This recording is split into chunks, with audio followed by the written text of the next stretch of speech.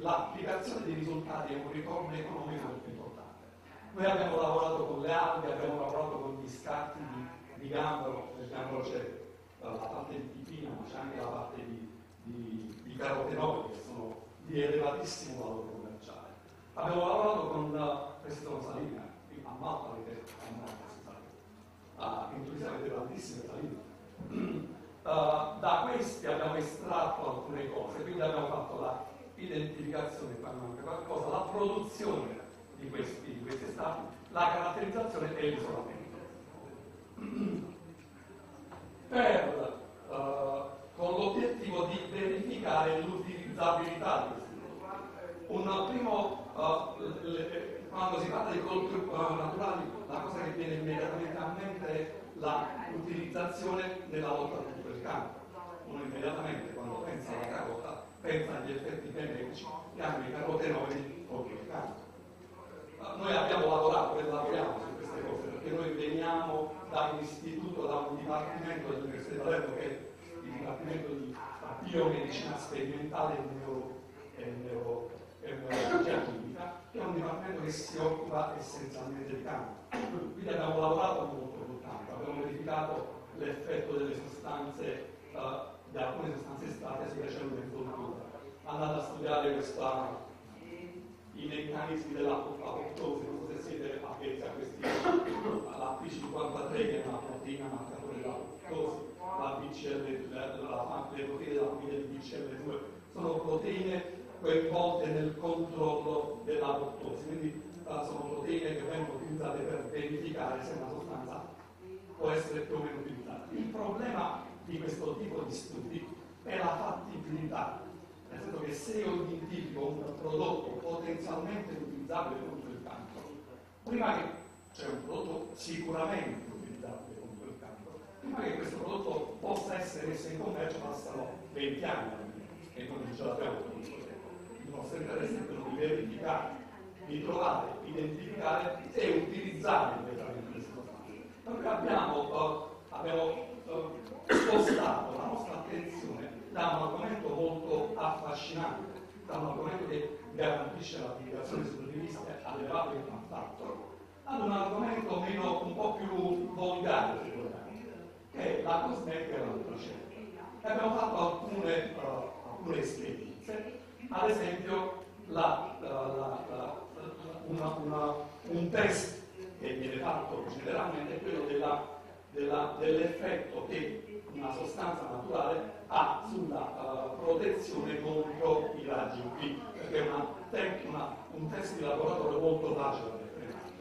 Ad esempio, qui abbiamo alcuni esempi sia su visini, immagina al microscopio, di cellule di controllo, cellule trattate con i raggi UV e cellule trattate con un raggio UV ma protette con un estratto della cistosera, che è un'alga che è presente nei nostri mari. Come vedete l'effetto è evidente, però è chiaro che con questa immagine uno può dire se è andato a fotografare il campo che ti interessava, quindi uno può truccare. Invece non si può truccare sui risultati delle analisi chimiche. Ad esempio, la produzione di ROS, che sono delle sostanze prodotte dalle cellule quando vengono sottoposte allo stress. In questo caso lo stress è rappresentato dalla esposizione ai raggi UV. Quindi abbiamo il controllo, le nostre cellule esposte ai raggi UV, le nostre cellule esposte ai raggi UV ma protette. Questo è un estratto di batteri alofili, quelli che abbiamo visto che coloro di rosso di saline, o protetti con la cistosera. Come vedete le ROS tornano a livelli molto simili. La stessa cosa si può fare andando ad analizzare la produzione di proteine che vengono prodotte in condizioni di stress. C'è lo stesso esempio con questa proteina che è MNP1 che viene overespressa,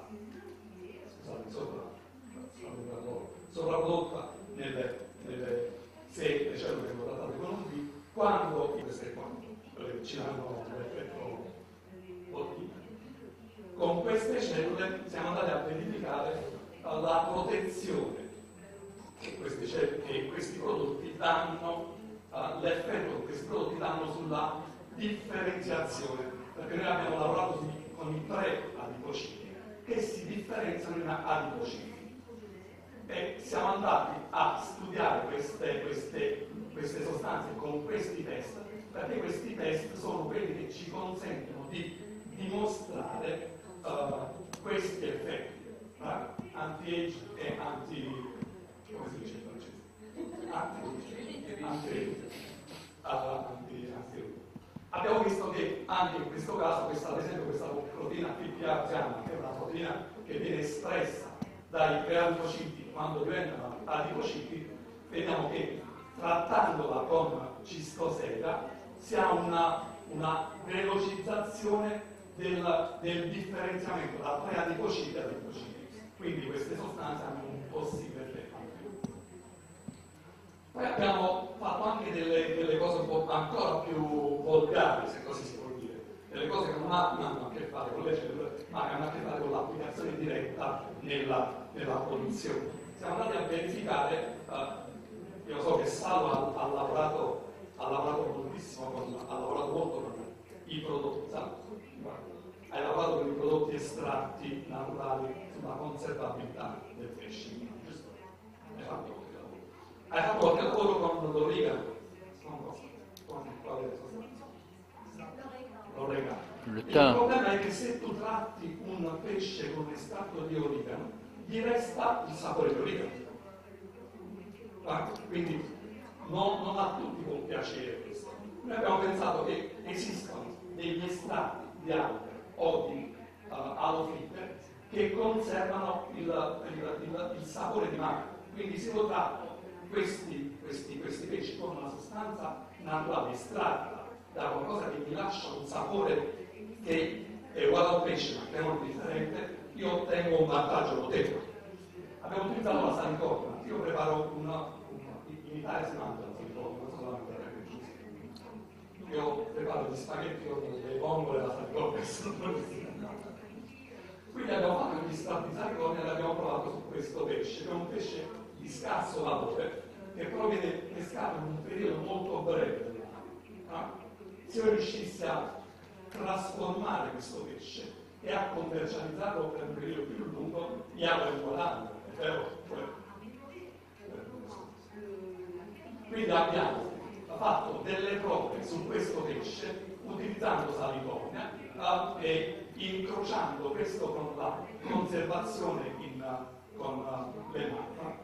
Quando prima ho postato le attrezzature nella parte industriale del laboratorio, non vi ho fatto vedere, ma anche un impianto per le macchine, che abbiamo anche un campo, adesso mi sfugge, sempre per l'applicazione industriale.